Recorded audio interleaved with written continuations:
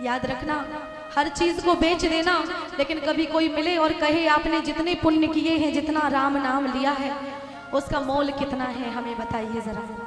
उतना उसके बराबर हम धन दौलत देने को तैयार हैं, तो कभी भी राम नाम को मत बेचना। और यही राम नाम है जो इंसान को भवसागर से पार करता है भैया। क्योंकि जिस प्रकार से हम किसी ट्रेन में बैठते हैं तो पहले टिकट लेना पड़ता है कि नहीं? और टिकट के अलावा आपको पैसे भी खर्च करने पड़ेंगे। बिना टिकट के एंट्री नहीं है भैया। चाहे रेल में बैठो, चाहे बस में बैठो, चाहे ट्रेन में बैठो, और चाहे हवाई जहाज में बैठो, किसी में भी बैठो, लेकिन बिना टिकट के प्रवेश नहीं है। इसी प्रकार से जब गोविंद का विमान आएगा, पूछा जाएगा आप लोगों से, भैया पहले टिकट दिखाओ, जैसे कंडक्टर पूछता है ना, तो भगवान के भी पार्षद जो हैं वो कंडक्टर हैं, और अपने विमान में बिठाने के पहले पूछते हैं, ये बताओ पहले राम नाम रूपी टिकट है क्या? होगा तो बैठा लिया जाएगा, और राम नाम नहीं लिया होगा तो भैया नहीं बैठा। और यही राम नाम जब भगवान राम नाम अंकित अति सुंदर मुंदरी जब उतराई के बदले में देने लगे केवट को, तो केवट ने साफ साफ मना कर दिया, प्रभु इस पर मेरा अधिकार नहीं है। कथा आती है, थोड़ी सी चर्चा को श्रवण करेंगे। और केवट से भगवान ने कहा कि भैया केवट ये अंगूठी ले लो। तो केवट कहने लगा, प्रभु जब मेरी इच्छा थी तब तो मुझे किसी ने कुछ नहीं दिया, और अब जब इच्छा नहीं है तो आप मुझे दिए जा रहे हो।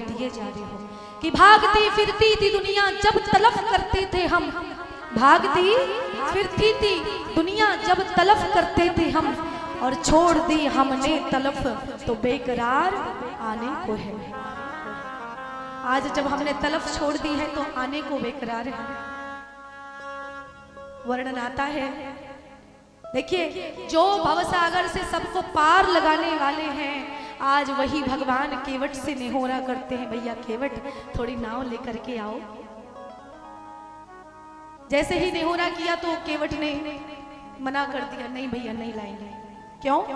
क्योंकि आपके चरणों में कोई ऐसी जादूगरी है कि उसकी रज, चरणों की रज जिसके ऊपर पड़ जाए बस वो तो सजीव हो जाता है, अचेत से सचेत हो जाता है। और हमने सुना है कि आपके पैरों की रज पड़ते ही एक पत्थर की शिला नारी अहिल्या बन गई थी। तो भैया यही प्रतिपालू सब परिवारू, नहीं जानूं कछु और कवारू, कोई और काम नहीं जानता हूं, मुझे क्षमा कीजिए। कौन सी स्थिति में? आज कलयुग में जहां पर ड्राइवर की कोई वैल्यू नहीं है। ड्राइवर की कोई वैल्यू है क्या? एक बार तो एक ड्राइवर रिक्शा वाला खड़ा था, एक व्यक्ति गया, बोले क्यों भैया स्टेशन जाओगे? बोले बिल्कुल जाएंगे। तो बोले खड़े काहे को, फिर जाओ। ड्राइवरों की ये हालत है। और दो लोग बैठे थे एक रिक्शे में, रिक्शा वाले को बेचारे को पूरे गांव में परेशान कर लिया घुमा घुमा के, और लास्ट में जब रिक्शा से उतरे तो केवल एक अठन्नी पकड़ा दी हाथ में, और जैसे ही अठन्नी हाथ में पकड़ा दी तो आज वो कहने लगा रिक्शा वाला, भैया अठन्नी तो कम है, थोड़ा और दीजिए ना। सेठ जी कहने लगे, अच्छा कम लग रही है, चल मुझे वापस कर दे। बताओ ऐसी हालत में, ऐसे समय में जमीन नाम कर दे, तुम्हारे कम लग रही है तो जमीन नाम कर दे, जायदाद नाम कर दे, घर नाम कर दे तुम्हारे। ऐसी स्थिति में भगवान तो निहोरा कर रहे हैं एक ड्राइवर से कि भैया केवट नाव लेकर के आओ, लेकिन केवट सुनता नहीं है। केवट कहने लगा, भैया अगर पार करूंगा तो एक शर्त है, पैर धुलवा लीजिए, धुला लो पांव राघव जो, तो नैया पार हो जाए।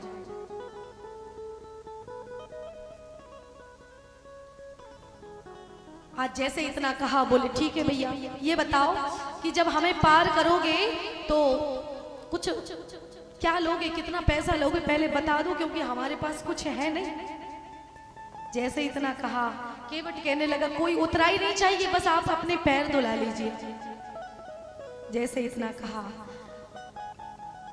राम जी बोले इसकी क्या गारंटी है कि आप जो है हमसे उतराई नहीं लोगे, पैसा नहीं लोगे, इसकी क्या गारंटी है? केवट कहने लगा पग धोई नाव चढ़ाई नाथ नाथ उतराई चाहो मोहे राम राउरियान दशरथ शपथ सब साची कहो। पग धोई नाव चढ़ाई नाथ उतराई चाहो मोहे राम।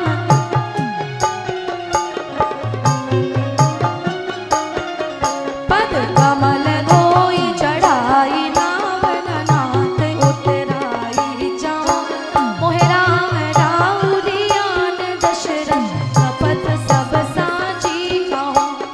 जैसे ही दशरथ जी की शपथ ली लक्ष्मण जी ने अपना तीर निकाल लिया। केवट भी गुस्से में आ गया। बरु तीर मारहूं लखन पे जब लगी न पाए पधारी हो, तब लगी न तुलसीदास नाथ कृपालु पारे उतारी हो, तब लगी न तुलसीदास नाथ कृपालु पारे उतारी हो। भैया जब तक पैर नहीं धुल लूंगा तब तक नहीं, उतराई नहीं चाहिए, इसकी गारंटी मेरी है। राम जी बोले क्या गारंटी है? तो केवट कहने लगा मोहे राम राउरी आन। राम जी मुझे आपकी कसम, आपके बाप की कसम, हम कोई उतराई नहीं लेंगे। अब बताओ क्या केवट ऐसा कर सकता है कि राम जी मर्यादा पुरुषोत्तम भगवान के पिता का नाम ले? आपकी कसम, आपके बाप की कसम नहीं। केवट कसम नहीं ले रहा है, राम जी की तो कसम खा रहा है, लेकिन केवट ने राजा दशरथ की कसम नहीं ली है। केवट तो उदाहरण दे रहा है। जैसे राजा दशरथ की शपथ, दशरथ शपथ रघुकुल रीत सदा चली आई, प्राण जाहि पर वचन न जाए। बलिदान भीष्म प्रतिज्ञा, यानी कि अपनी जगह पे अड़िग रहूंगा, इसका वचन देता हूं। और जैसे ही लक्ष्मण जी ने इतना सुना कि देखो तो ये मेरे बाप की कसम खा रहा है, तुरंत म्यान में से नारायण आज लक्ष्मण जी ने तीर निकाल लिया। और जैसे ही तीर निकाला, तीर संधाना, केवट को भी क्रोध आ गया। भैया लक्ष्मण, इसमें देखो तुम मुझे मारने के लिए जो तीर निकाले हो, इसमें मेरा घाटा नहीं है, घाटा तो तुम्हारा ही है। लक्ष्मण जी बोले क्यों रे, मेरा क्या घाटा है? बोले तुम्हारा ये घाटा है लक्ष्मण जी, क्योंकि आप मुझे मार दोगे तो आपके राम जी की बुराई होगी कि देखो तो ये केवट बेचारा पांव धुल रहा था और कोई गलती भी नहीं की थी, और बेचारे केवट को राम जी ने कह करके अपने छोटे भैया से मर्डर करवा दिया, उसका कटवा दिया उसका गला। तो इसमें हमारी कोई हानि नहीं है, आपके भैया की ही बुराई होगी।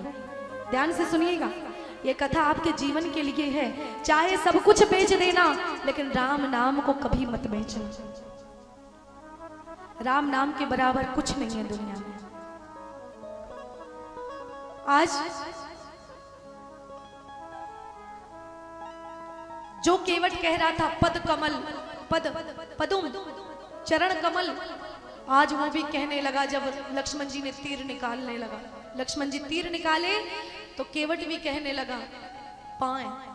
जो कमल कह रहा था, पद कमल कह रहा था, चरण कह रहा था, आज वो भी कहने लगा जब लगी ना पाए पखारी, पाए पाए कहने लगा। जैसे ही इतना देखा लक्ष्मण जी बोले ठीक है मैं मानता हूं, इसमें और तेरी क्या बनेगी और मेरा क्या घाटा होगा? केवट कहने लगा भैया राम जी, लक्ष्मण जी, इसमें मेरा फायदा ही फायदा है और आपका घाटा ही घाटा है। आप मुझे मार दो, एक वैष्णव भक्त को और क्या चाहिए? अरे जमुना का सुंदर सा तट है, मेरा सांवरा निकट है, जब प्राण तन से निकल रहे हैं और क्या चाहिए? कहने लगा केवट अगर इन पद पंकजों पर प्राण खो जाएगा केवट, तो मर के भी जमाने में अमर हो जाएगा केवट।